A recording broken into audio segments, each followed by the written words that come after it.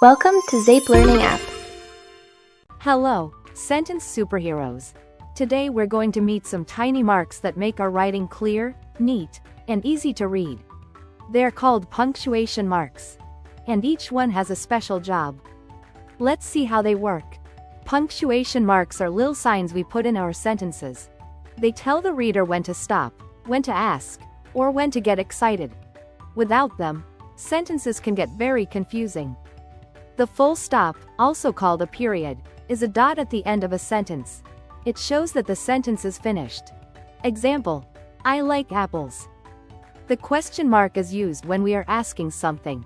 It tells the reader to raise their voice a little at the end. Example: what is your name?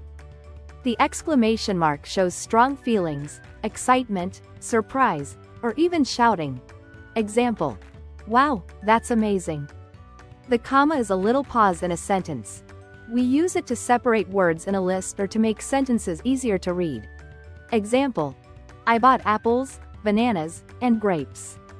The apostrophe is used for joining words or showing something belongs to someone. Examples: I'm happy in Sarah's book. Let's add the punctuation marks. Where are you? Where are you? I love pizza. I love pizza. Wow, that's fun. Wow, that's fun.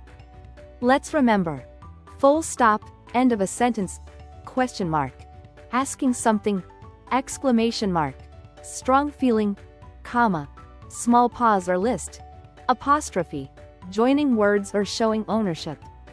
Punctuation marks are like traffic signs for reading. They tell us when to stop, pause, or get excited.